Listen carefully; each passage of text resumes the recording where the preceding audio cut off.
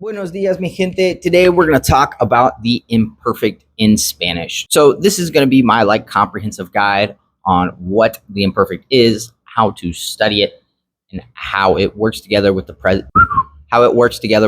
in order to tell stories in the past in Spanish. So first things first, past tenses in Spanish. We have the preterite, which the preterite is one time completed action. I like to think of this as if I stood at the end of the day and talked about everything that I did, as granular or as general as that may be, that is going to be the preterite. Right? I woke up, I took a shower, I made breakfast, I drove to work, I worked for 8 hours, I went to the gym, I surfed, I climbed a mountain, whatever it is, right? That's going to be the preterite. The imperfect is going to be everything else that happens in the story. So now let's learn how to conjugate. So the first thing we need to know is the endings, right? So the endings for ARs is based around aba. Aba, abas, aba, abamos, and aban. And then ER is based around ia.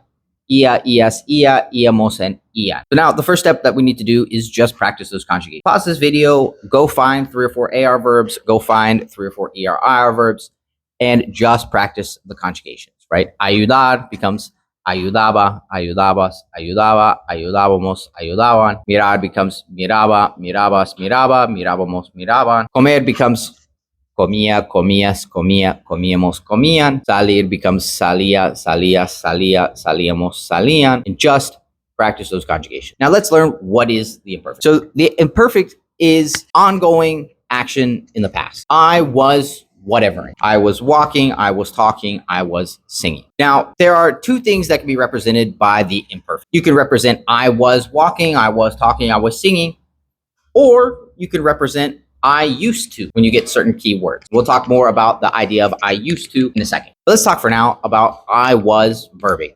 I was walking. So there's 2 ways in which we can demonstrate the idea of I was walking, I was talking. The first and easiest is to take the present progressive and just mess with that, right?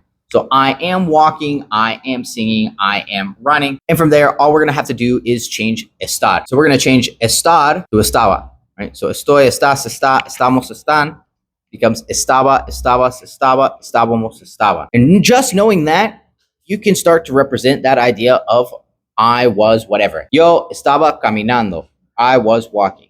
Yo estaba escuchando. I was listening. Yo estaba comiendo. I was. Now, the downside to this method of doing it is that you can only really represent that idea of I was whatever versus directly conjugating the verb itself, where you can represent both. I was whatevering and I used to. So go ahead and pause, go get some verbs, practice this idea of yo estaba whatever. I was walking, I was talking, I was singing. Whenever you're done, come back, click play, and keep on going.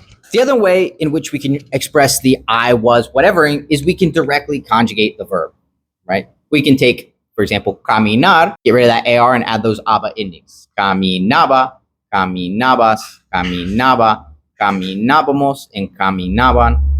Miraba, mirabas, miraba, mirábamos, miraban, right? I was walking, I was watching. Both of these ways of representing I was whatevering is the exact same. There's no difference. You can use both in any circumstance you want.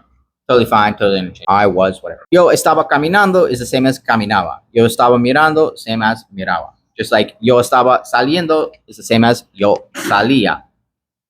Yo estaba comiendo, yo comía. Now let's talk about the idea of used to, right? So if you want to represent this idea of I used to do something, one, there's typically going to be some words that give it away.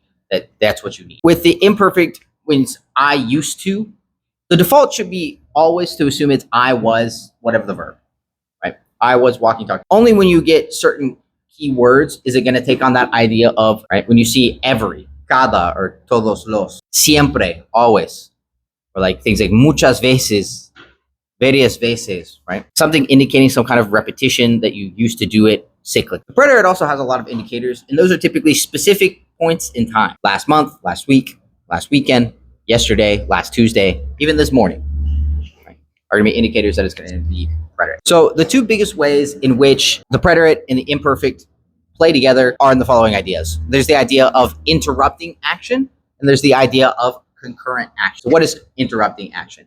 Interrupting action is where you have something going on in the imperfect. I was walking, talking. When, cuando, something happened in the preterite.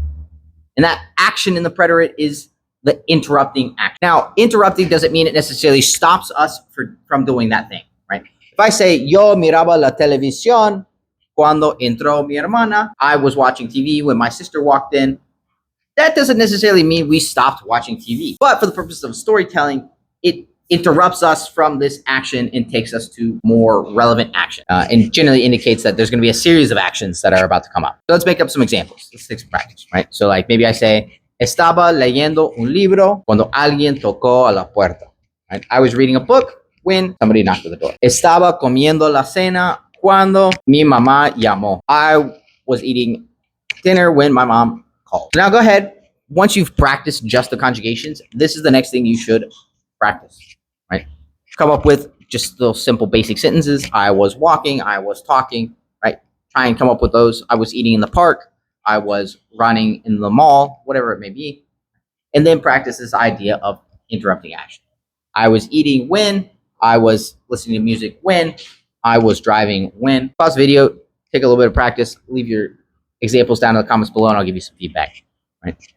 Now let's talk about the idea of concurrent action. So concurrent action is when we have two things going on at the same time in the past tense, and both verbs are going to be in the imperfect. I was reading a book while John was making coffee. Yo leía un libro, or yo estaba leyendo un libro mientras, while John preparaba or estaba preparando café, was preparing coffee. And for this, we can choose to represent it either way, estaba, whatevering, or directly conjugating on the verb. So after you get done learning the interrupting action, get a little bit of practice with this idea of concurrent action. Leave your examples down below. I'll give you feedback and then you can come back to the video. The last thing to talk about with the imperfect is the idea of ser and estar just by themselves in the past. Right?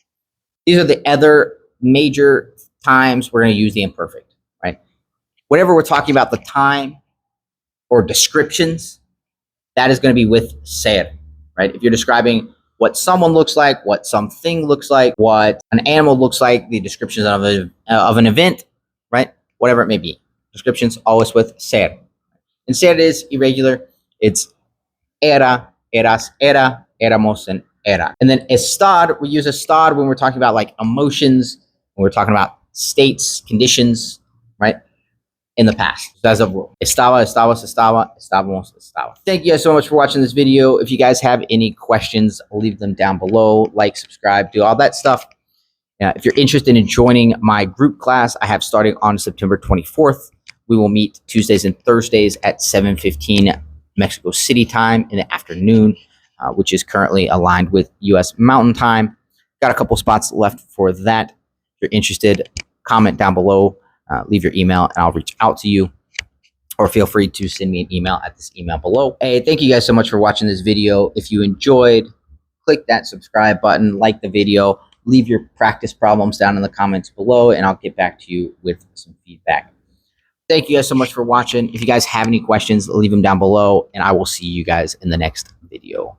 Adios.